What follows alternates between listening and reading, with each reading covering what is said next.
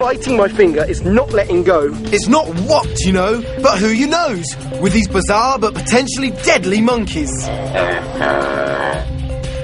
The blood-sucking leech that wants a bosom buddy. And, kitting up against deadly disease, I march over a massive pile of bat poo. This is gross. So, whether you're fighting through the forest, climbing a mountain, or cruising the mangroves, you're never far from the cunning bugs and beasts of Borneo.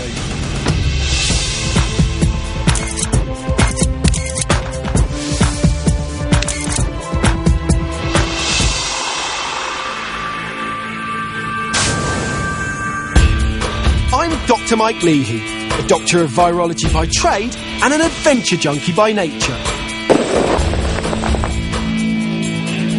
My mission is to find the most advanced killers in the animal kingdom. Often tiny ones that can pose a big hazard to humans. Oh, he's got a grip this time. Whether they suck, bite, sting, or want to feed on your body, I'll take you into their world. Vampiro. I love and respect these creatures, and I'll go anywhere for up-close and personal encounters in my journey to better understand what they're all about. I've come to hot and humid Sabah in the Malaysian region of Borneo, where pretty much every living thing is out to get you. Dominated by mountains and lush rainforest, it's the ideal home for a host of killer beasts and deadly plant life. Situated in Southeast Asia, the harsh terrain of Sabah is home to over 3 million people. My bug hunt takes me first to the mountainous west, in and around the capital, Kota Kinabalu, and then to the east for a full-on taste of the exotic and deadly in dark caves and lush rainforest. Borneo was always destined to be a wild place. It's the third largest island in the world, and it's placed bang smack on the equator. That means it can rain buckets like it is at the moment. But then an hour or two later, there's powerful sunlight, and this leads to a wildlife explosion. And believe me, life here in Borneo can get really, really wild.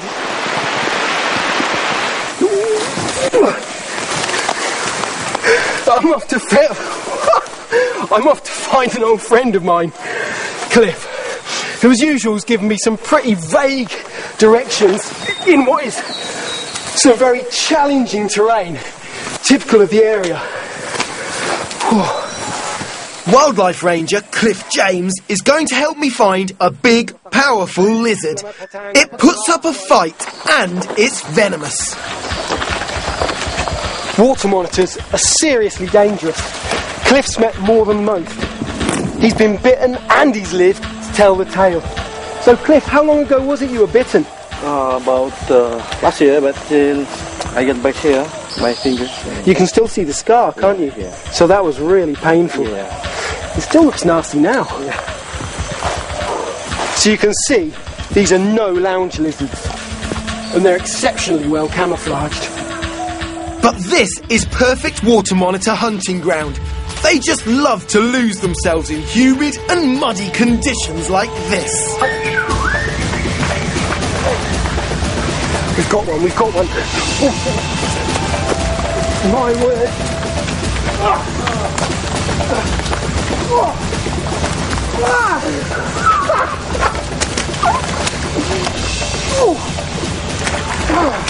Cliff's a lot quicker than I am. Get out of the way, Mike. I can't move. This is disgusting habitat for human beings, but obviously very good for water monitors. You can keep his mouth away from me. Look at that, can you see? The water monitor's posturing. He's got a big mouth. This is a powerful lizard. It's got to be 1.5 meters long. Some of the big ones grow twice that size. And he's looking at me. Water monitors, like snakes, are reptiles. You can spot their similarities straight away. You see that tongue there, just peeping out the front of its mouth? That looks very much like a snake tongue. It flicks it out into the air to sense smells, takes it back into its mouth, where it uses an organ very similar to a snake organ called the Jacobson organ. That way it can pick up smells far, far more sensitively than we can ever hope to. Once it sniffs out something tasty, this beast has an arsenal of weapons to use in the kill. Look at the size of these claws. It's already all. Yeah. Look at that. It's almost like the talon of a bird of prey. It's a seriously big claw. Yeah. And then it can also hit you with the tail or bite you, so whichever angle you come across this guy, it's going to get you. And they're an ultimate carnivore. They'll eat anything they think they can fit in their mouth and digest. Right. Scientists have recently discovered monitors produce snake-like venom. This may help them kill their prey without a big fight. Although the venom won't kill us, it can make our skin swell and bleed. I think, Mac, we shouldn't let it go, man. Yeah, I think so. I think you're right. We should let it go. We don't want to stress it more than we need to. But do me a favour, make sure it's facing that way.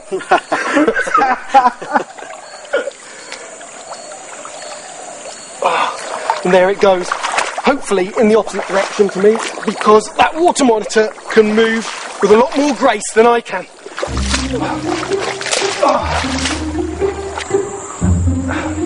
You don't have to be a big reptile to hand out a painful bite round here.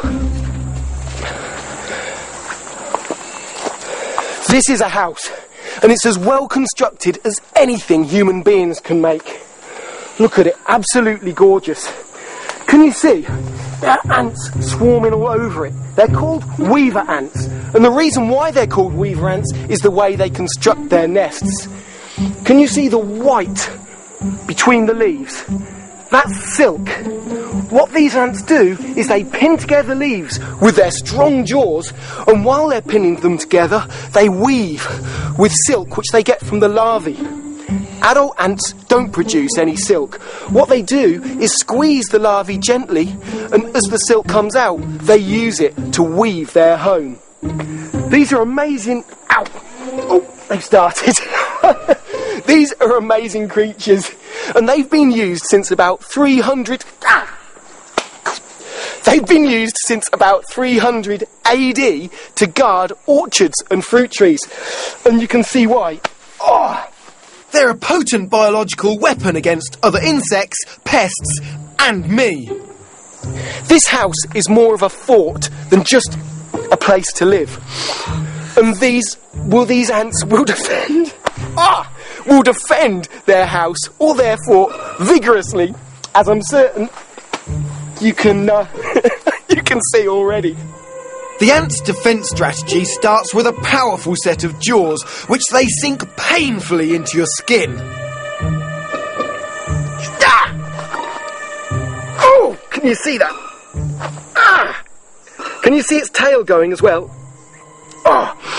It's biting my finger, it's not letting go, and it's spraying formic acid out of its butt. Now, the worry for me is it's spraying it straight in the bite. While that little bit won't harm me, it's extremely painful. So I'm going to have to scrape this guy off.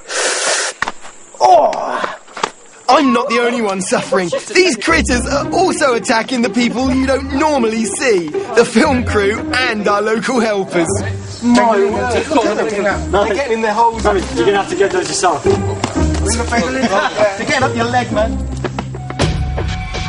Just about everything you come across in this vicious place has a bite, even the plant life. So a quick walk on the wild side could be deadly.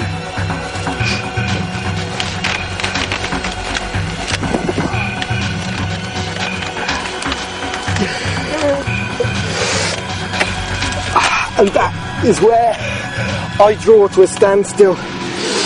Getting through the jungles of Borneo is very difficult. Largely because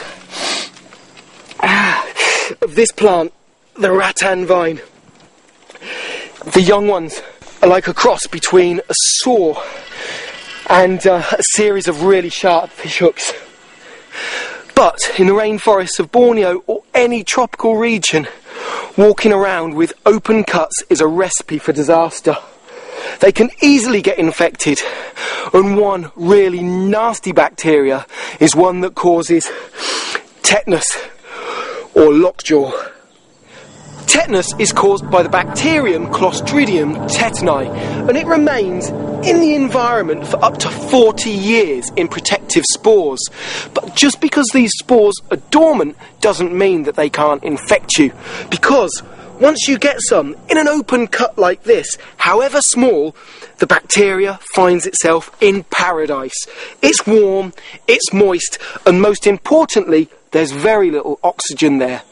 Bacteria erupt from the spore and infect your body, and that's when it gets really dangerous. The bacteria produce one of the most potent toxins known to man, tetanus spasmin. Just over 1 billionth of a gram will kill you. The effect of the toxin is to block nervous signals, and it leads to all your muscles contracting. It is a hideous illness, and classically, when all your muscles contract at once, But our team medic Michelle wants to make certain by giving me a tetanus booster. Let's get it over and done with. Yeah. Just a little scratch. You can look away if you want.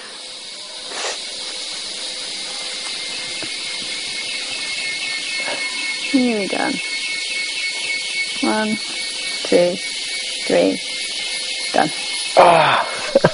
Crew medic saves the day. That might have hurt a little bit, but it's a lot better than dying of tetanus.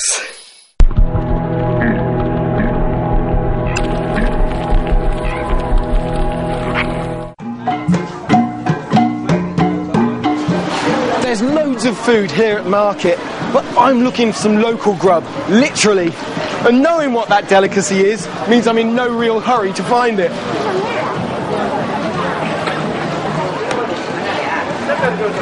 Bouton? Yeah. I've just asked if this lady's got bouton. And she says yes, here it is. In this container is some sago palm. It's a staple food. It's been used for hundreds of years. But within it is what I'm after. Now, hey, look at this. Ow! He's trying to eat me. Look at that. That is the sago grub. Oh, the head of this little grub is rock hard, and it's got some jaws which it uses to burrow through sago palm trees. The rest of it's very, very soft, and I guess it feels exactly the way it looks. My word, it's soft and indescribably squidgy. The locals collect them from rotten or decayed or fallen sago logs. They don't always eat them raw. In fact, a lot of locals don't eat them raw at all. They boil them, sometimes with spring onions or something like that. But I'm going to eat it the hardcore way, I think. As you can see, I've drawn quite a crowd, and it must be quite amusing for these people to see me taking breakfast Borneo style. In fact, I'm certain a few of them don't believe I'm actually going to eat it. Well, I can't pretend to be enjoying this, although I'd really love to know what it tastes like. Are you ready? Are you ready? Yeah. You're only going to get this one time, man. Seriously, I'm only doing it once.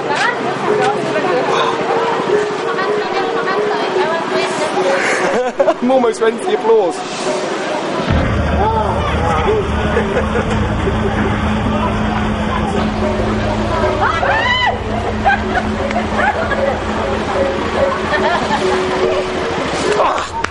You got some water, man. Quick. Need a chaser? Oh, I do. That was nowhere near as bad as I was expecting. I've never had so many laughs. Look at the guys. It was good. Bike. Good. From one peculiar feed to another. But this one could leave me with much more than a face screwed up in disgust.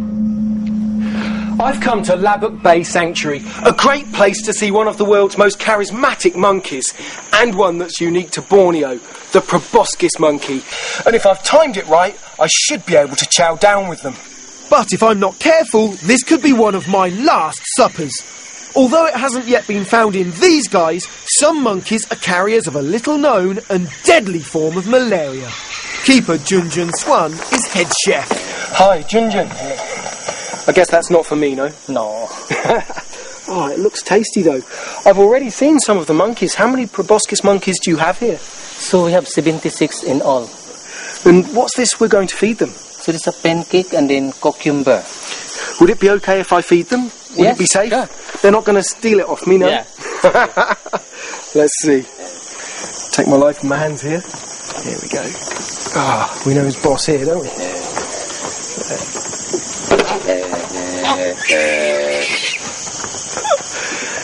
That is one of the most unusual animals I've ever seen, with one of the most unusual noises.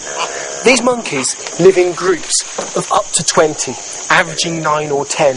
Usually there's one dominant male, like that guy, who obviously gets first pickings. Their call is absolutely unique. It sounds like my old granddad snoring, and it has to be said, they're a very odd-looking monkey. But fascinating as these now endangered monkeys are, do as I do and keep your distance. It could save you from a little-known form of malaria that could kill millions of people. This place is really popular with tourists, and it's no surprise because these guys are great to hang out with. But there's increasing concern about a disease that can be spread from monkeys to man and man back to monkeys. It used to be thought that there were only 4 strains of malaria, but more recently a 5th has been discovered, popularly known as monkey malaria. Already 4 people have been killed by the disease, and it's spread as far as Thailand and Burma. Malaria is caused by a tiny single-celled parasite called Plasmodium. It's so small it can easily be transferred by mosquitoes from monkeys carrying it directly into our bloodstream. So I'm actually keeping my distance from the mosquitoes. This form of malaria reproduces every 24 hours. Up to now, it could have spread amongst humans because medics haven't recognised it, and what we're doing to the monkeys' environment could be adding to the problem. As the natural habitat was taken from the monkeys, they move closer to humans. Likewise, as humans cut down forests, they get closer to monkeys, and that's when diseases can jump the species barrier from animals to humans. Now, to leave these guys on a lighter note, what is it with that weird-looking nose? Believe it or not, that big nose makes the males attractive to female proboscis monkeys. The bigger the nose, the more attractive, which I know for us must be pretty hard to imagine. Sometimes the noses can reach 10 centimetres or 4 inches in length, and in an old male it might make up to 1/4 of its overall body length. Speaking of odd-looking body appendages, I'm about to be targeted by a very painful and determined one of my own. Travelling the world looking for some of the most fascinating creatures is a job that I'll never take for granted.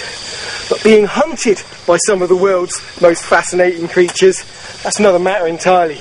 And I'm right in the firing range here. Or the blood-sucking range, more like. I've been nailed already. It's gone down my neck, it's gone down my neck.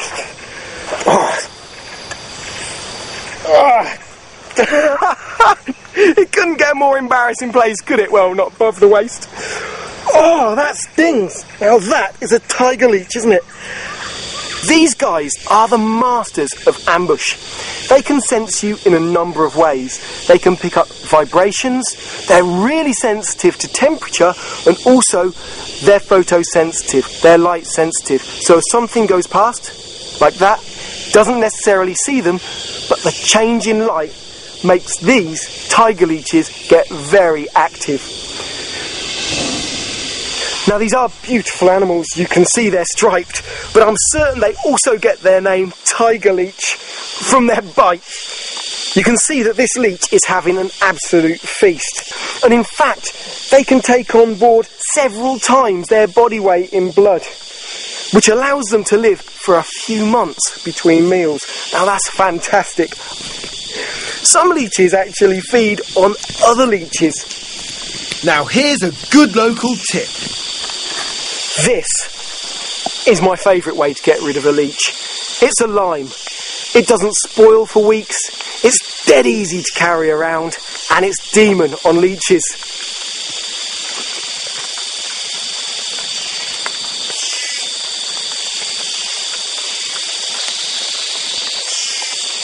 And it's gone. I'm continuing my hunt for Borneo's killer bugs and beasties on the eastern side of Sabah now. And this must be one of the spookiest, most disgusting places I've trekked to so far. The 65-million-year-old cave system at Gamantong. There are many spectacular caves like this in Borneo, and one thing that they nearly all have in common are bats. In this cave, there are around 1 million bats, and when you've got 1 million bats, you get this. A 100-foot pile of bat poo. This awesome pile of faeces, also known as guano, smells gross. It's alive with a concoction of bugs and parasites that could seriously damage your health. The place is crawling with cockroaches. Now, let's see if I can get one, which is easier said than done, because these creatures have got hairs in their butts that can detect you coming for them. Now, there is a cockroach. Now, the bats aren't going to cause you any harm. They go outside the cave to feed on insects. These, quite another matter, because the cockroaches live and feed in bat poo, and they stabble through some of the most unsanitary conditions you can imagine. Some people might get grossed out by having quite so many cockroaches around, but you've got to appreciate this animal. It's armoured. It's got 2 brains, one at the front, one at the back, linked by a huge nerve. You can see around the tail, it's got these hairs that can detect movement. It's even got hearing organs in its knees. It's been around for a long time and is notoriously hardy. And one reason is this armour plating. It keeps moisture in, but it keeps illnesses and disease out. And that allows these guys to live within bat's poo. But you don't have that armour. So if one of these happens to walk across your food, or if you touch one, or it gets on your hands, you could be in trouble. These cockroaches could make you very ill with the dirt and disease they carry. But also lurking in the shadows here is a stealth parasite that could actually kill you. It's called histoplasma. It's usually found inside caves and huge mounds of guano. To show you just how much of a histo death trap the pile of poo in this cave is, we're going to take a walk right over the top of it. We have to put on our own highly protective suits of armour, and we'll also be using our night vision camera. This mask should protect me from breathing in any of the spores of histoplasma.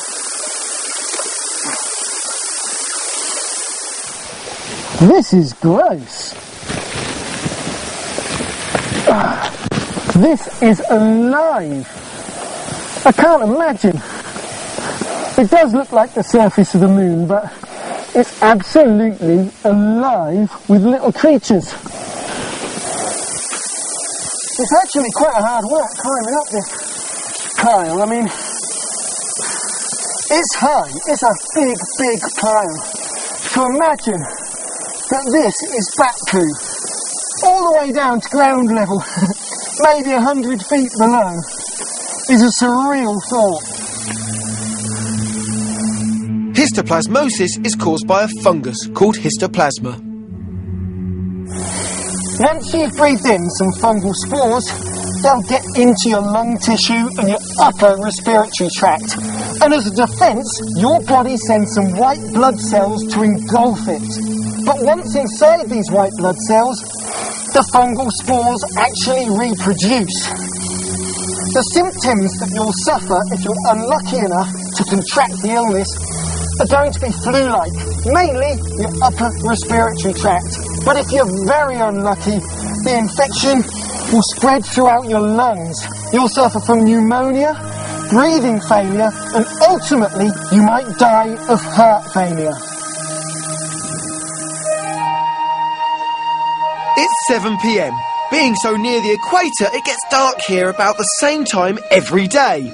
That means a whole new bunch of life-threatening bugs and beasts ready to get you. But the venomous killer I'm on the hunt for tonight is deceptively cute. There's a very special creature here in Borneo that's perfectly adapted to getting about at night, unlike me. We'll find it up in the canopy.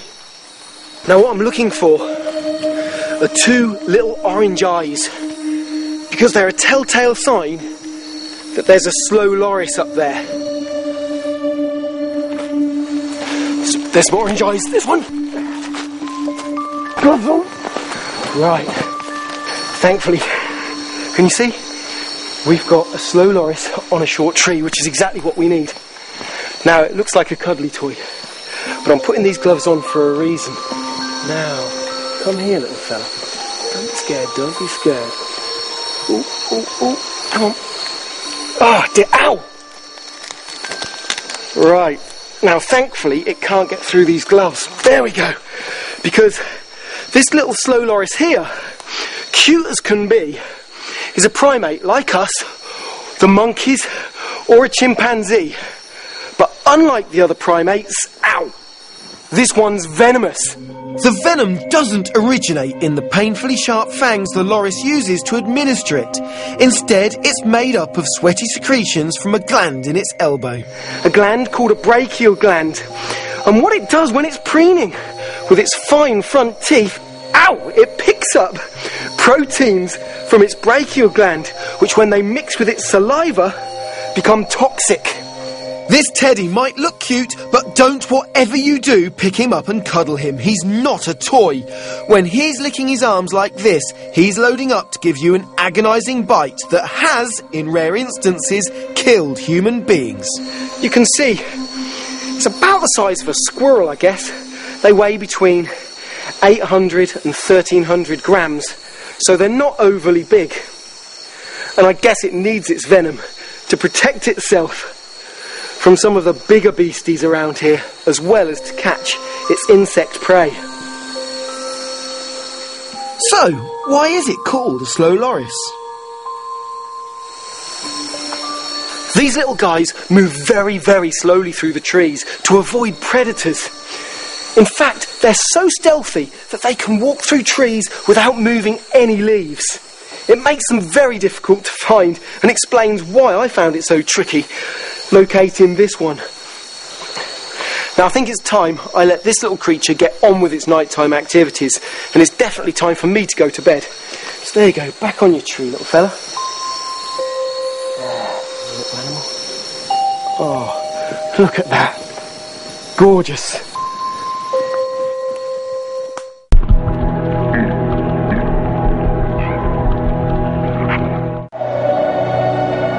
Extraordinary television event reveals one of the It's not just on land that you'll find a huge diversity of wildlife here in Borneo. Mangrove swamps like this are rich breeding grounds for all sorts of creatures. My friend Zafar is helping me find just one of them, a crazy crustacean that's extremely well armed. Zafar is using eel as a bait because it's very oily and it's very smelly. And the creature we're looking for will pick that scent up from a very long way away.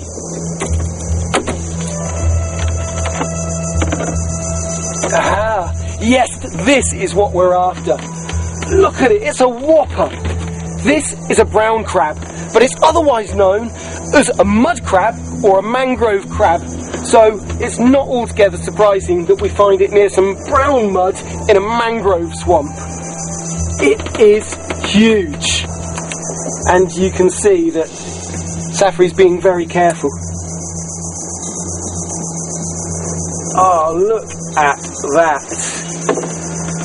Can you see how big it is? Now, I'm not going to put my finger there because they can cause some really nasty injuries. And if you want to see how nasty, right, I've got one carrot. It's a good bit bigger than my finger.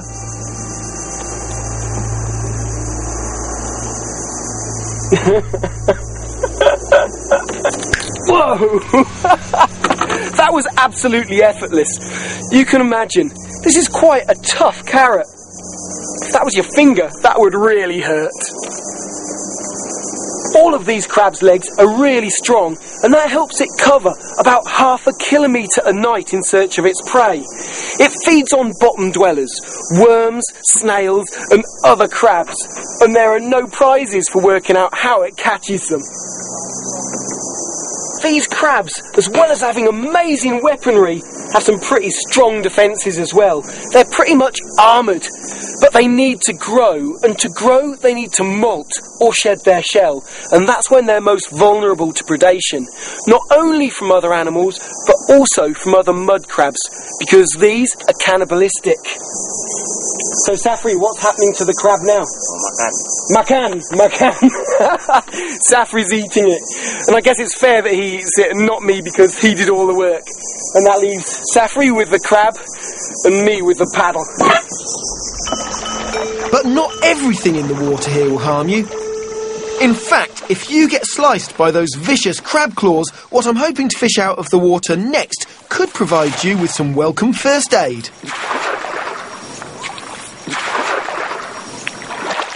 Have you got one? Yeah. Ikan herawan? Yeah. Ikan herawan? Yeah.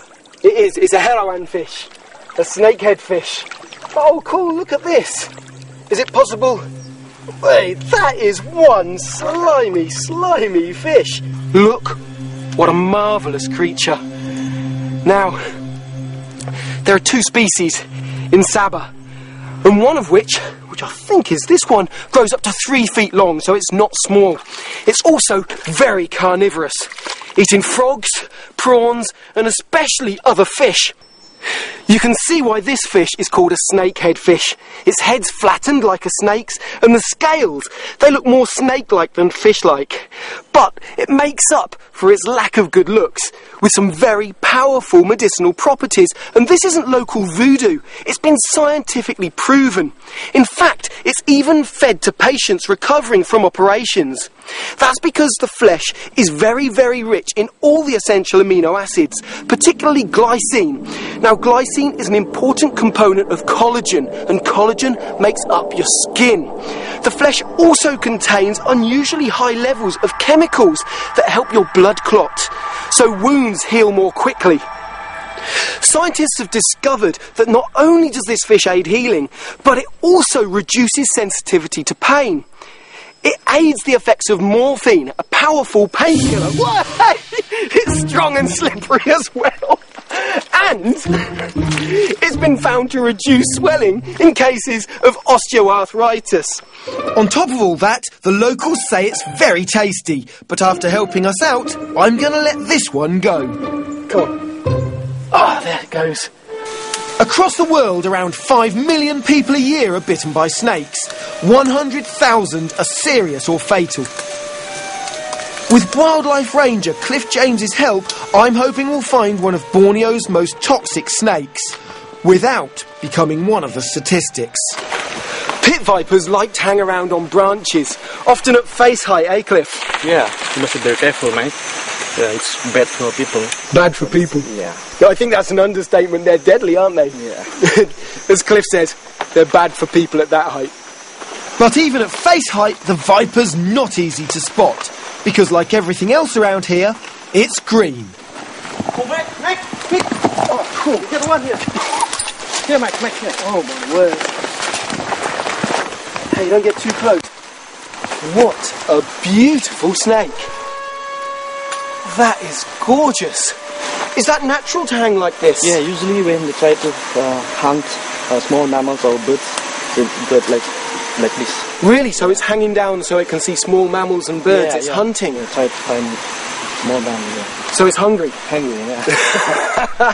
This particular viper is extremely dangerous. Its venom's very toxic. If it bites you, it stops your blood clotting or coagulating. that means you're going to start bleeding inside or hemorrhaging. Oh, Cliff, rather you than me. My word. That is beautiful. That is one beautiful animal. And its fangs are truly huge. Not only has this snake got a massive head for the size of its body, but I can see those fangs have got to be a good inch long. This snake has organs called pits. They can detect changes in temperature of 0.2 degrees centigrade. And that helps this snake enormously because it can hunt at night and it can find its prey. I don't think I've ever been quite so close to something so incredibly deadly. I think we better put it back. Yeah. Safely at face height. Are you ready to run? I think so. Just kidding. Right, I'm gone. It's safe, yeah? Oh, cool. Thanks for that, Cliff. That was one awesome snake. Up there in the clouds is Mount Kinabalu. At over 4,000 metres or 13,000 feet, it's the highest peak around here. The locals call it the place of the dead, because that's where they believe their ancestors go when they die. I'm clambering up this mountain to find a plant that's a death trap for any passing creatures that fall for its charms. Now that's what I'm looking for. A bit of botany, Borneo style. Oh, I hope the climb was worth it. Oh, there's several of them. Now this is a giant pitcher plant. Can you see it? It's beautiful. It's really big, a wonderful red colour. And if you peer inside, it's got liquid to about this level. Now this plant's beautiful, but it's also got a sinister side, because this is a death trap for insects and even small mammals. Although it looks green and lush up here, the soil is very poor and devoid of life-sustaining nutrients.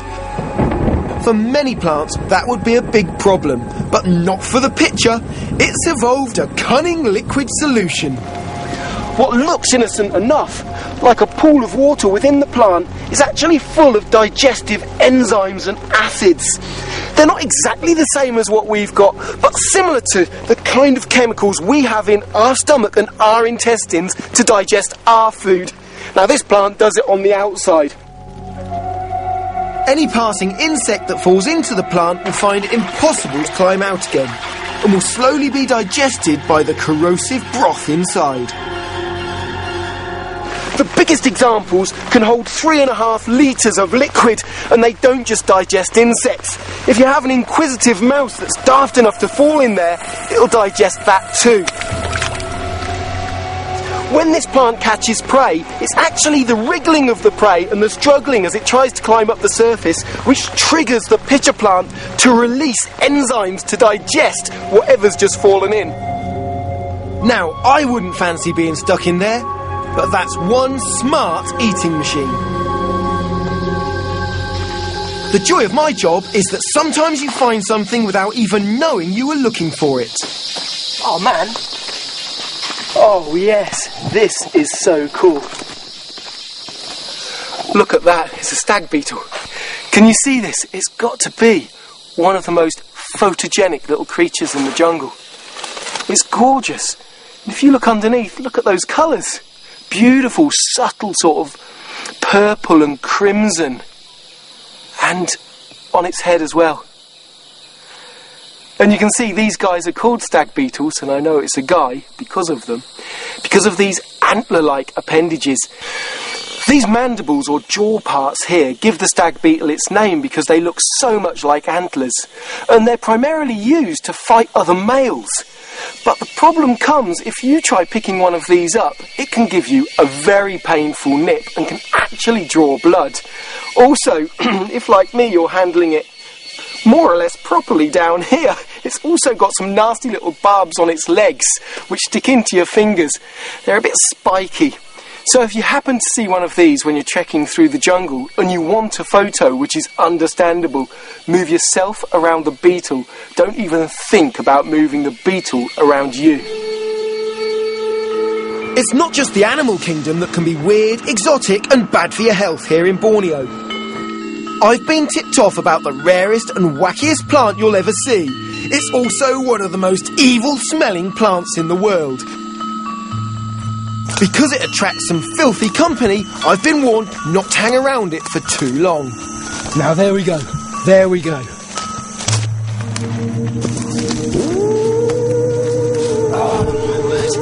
Now this is the Rafflesia, and strange as it looks, it's actually the largest flower in the world. You could be forgiven for thinking it isn't a flower at all. I mean, to me, it looks like some alien being has just dropped here. But it is strangely impressive. Look at that. It's almost impossible to describe. I'm lost for words. It's warty, it's completely unflower-like. These plants rot away within days of flowering and their natural habitat's in decline, so I'm really lucky to find this, I guess. This thing is incredibly weird looking, but it's also pretty nasty smelling. It's difficult to describe the smell, but it's like sort of maggoty, rotten flesh. The reason why it smells so bad is pretty much the same reason any other flower smells good. It's to attract pollinators. And if you're looking at roses or a colourful cottage garden, you think bumblebees or butterflies. But here, the pollinator is nowhere near as attractive.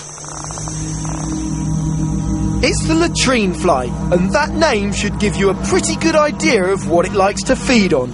Feces and rotten flesh. While the Rafflesia plant itself is no threat to us, the flies it attracts with its putrid smell are. If the bacteria and disease they carry get into your mouth and into your digestive system, you're going to get really sick. So, if you stumble upon one of these very rare plants, keep your mouth shut and set up your picnic elsewhere.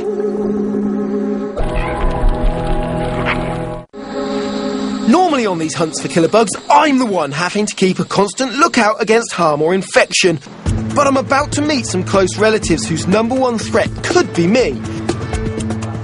So it's important I have a medical checkup before getting the all clear for my visit. Let me check how's your lungs, yeah? Okay. The reason why the doctor's listening to my chest is to make sure that I've got no infectious lung diseases, because some animals are very vulnerable to human illnesses, and we can't risk that if we're going to film them. Alright, sir. Cool, so my heart's still beating and my lungs are still breathing. Yeah. Your lungs are very clear. Yeah. So that's it? That's about it. Yeah. Wonderful. Clean bill of health. And that's all very good news, because I can't wait to meet the staff and inhabitants of this very special clinic.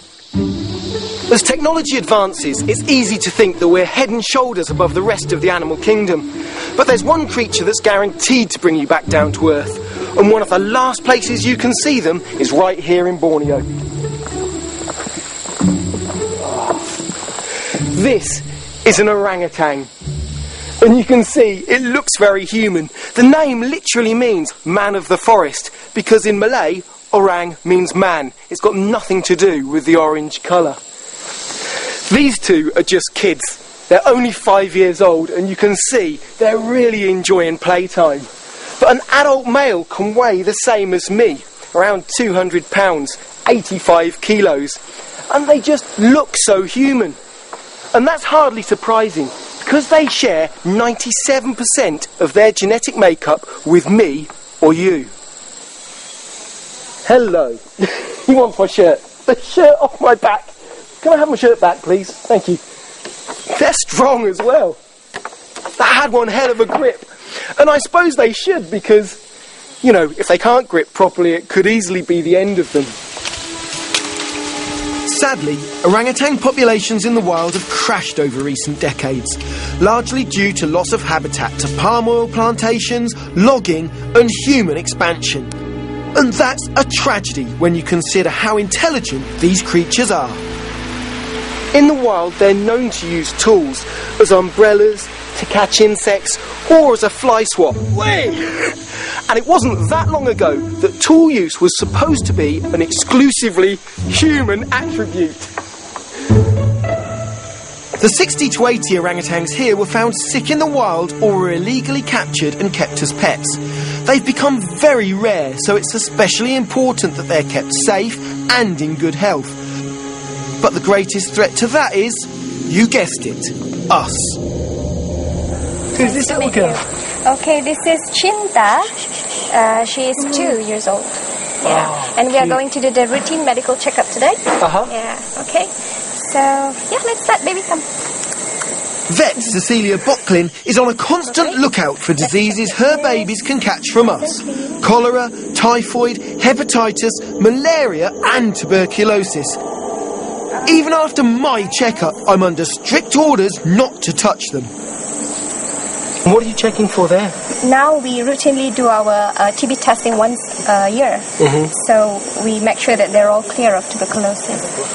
Okay, I'm actually hearing the lung sound, the breathing sound basically, to check if it's normal or if there's fluid in the lungs. I will be worried about that.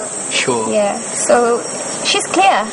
Okay, you're good. So she's bright and alert, very good body condition. And she can go for play.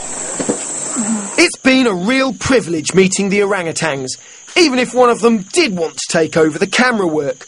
Very few of the other creatures I've found here have been so friendly. But one thing's for certain, when it comes to wild bugs, beastie and plant life, Borneo's full to brimming.